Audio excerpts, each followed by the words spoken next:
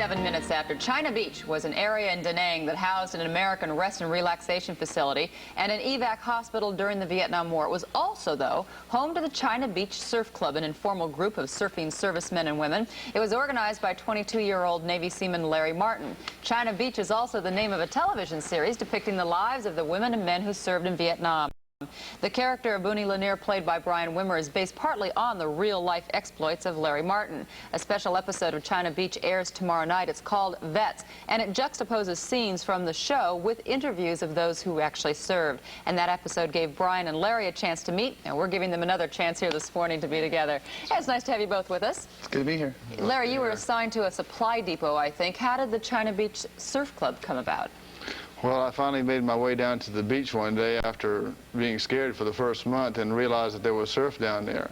And at that time, there was a lot of accidents happening with the surfboards in the water, no control over who got the boards. A lot of people from, say, from Iowa would come down and say, I want to borrow a surfboard, and they'd go out and somebody would either get hurt or we'd spend most of the time, trying to save them from drowning. So I told the people down there that I would organize a surf club, issue cards, and give them a test to see how well people qualified on the boards. So people would stop getting hurt. Yeah. Well, let me ask you, I mean, because now people are like, boy, they were over there instead of getting shot at, they were out there on the surf. How often, I mean, you were away from the real active combat. How often, though, did you realize that there was shooting going on?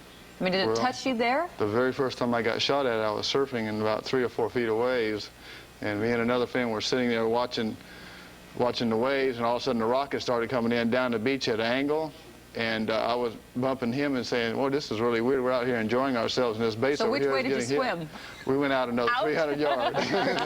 Good thinking, Larry. Yeah. Are these the kind of things you wanted to... What did you want to know from Larry when you first met him? First thing I asked him is, hey, dude, how big were the waves? And it's like, was it really as good as... They've got some great pictures of them surfing on these really great waves, and it apparently broke both ways depending on how it's coming in. And I guess he's the guy that can tell you what, what you drank, what you ate, right? All those little nuances. Yeah, you find out just the little details, like the kind of shorts everybody was wearing, and how they organized the club and just slapped things, boards together, got some supplies. And the crazy things we did. We talk about them now. I mean, we all remember a time, when everybody first came back, that nobody talked about Vietnam. And then there were the movies, and now here's the television show. What do you think made that change? Well, I think that people are wanting to. It's kind of a cathartic thing. People getting it out of their system. It's a way of getting rid of some of the guilt that goes on. What about for those of you who are there? I mean, do you find that other vets also watch the show? Oh, yeah, especially where I work. There's a lot of people that I would not think that would be interested in the program that are just crazy about it. I mean, every day they come back when the program's over and they ask me, well, why did they do this? Why did they do that? Like I'm supposed to know, Well, now that's interesting, though. Why did they do this? Do you get mail? And if so, what do the vets take issue with, or what do they want you to show? Well, I mean, depending on where you were in Vietnam and what time you were there, everything was different. So sometimes people say, hey, that never happened. Yeah. And that's kind of a good reason for this show is we've got the vets coming on telling about their experiences. And a lot of the things we did on China Beach are actual experiences from people like Larry, And now they're talking to people who are actually there. I mean, do you get cooperation from the service, from our military? Not really. No, it's really from just talking to guys who were there. It's just the local people that were there at the time when the research department called, and they asked each individual their little background and stories of what went on.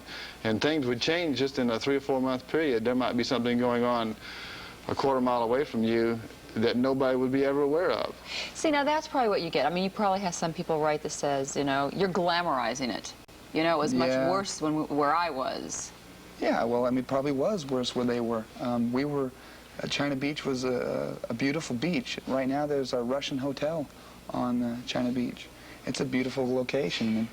And the whole purpose of it was just to forget about the war, the R&R base, and these guys did a good job. When you get a chance, a lot of times you still get shot at nighttime when you're on R&R. Incoming would come in from time to time. Not to mention, I read somewhere where you said here the guys would come and they'd think, finally, I'm safe now. I'm here on the beach. I can surf. And they go out there with sea snakes, right? Sea snakes underwater, yeah. That are deadly, right? Deadly, by the thousands. Really? You thought they were seaweed or something at first, I'm told? No, I remember paddling out one day and the wave was breaking about 4 or 5 feet and you could just see thousands of little heads in the water. And after a big storm, they'd come up and sun themselves. But they weren't in the water all the time. But when they were, you stayed out. Yeah, you learned how to get up on your board and just about walk on water when you saw one. See, now if we put that on the show, people would think, oh, that's hokey. You can't. That's not real. Some things that are too real you can't show because people won't believe you, right? The truth is usually the weirdest thing. Do you see the things that you really want to see on the show? Oh, sure. Yeah, there's a lot of crazy stuff, and there's going to be a lot of experiences from different people that is just going to be so different and so unusual that people aren't going to believe. But I mean, there's unusual things that happen on a daily basis that now, when you think about them, they were unusual, but back then it was common occurrence. It was just every day. Right? You know, it's just get by, get through. Well, this is fun to get you two together, and the show's going to be interesting, showing this juxtaposition between these two different things. And the show's going to be airing tonight. Tonight, yeah. Tonight, that's right. It's a great episode. Yeah. All right, we'll be watching. Thank you very much. Nice to meet you. Larry, good to meet you. Nice to meet you, too. And we'll be back right after this. Stay with us. Friday.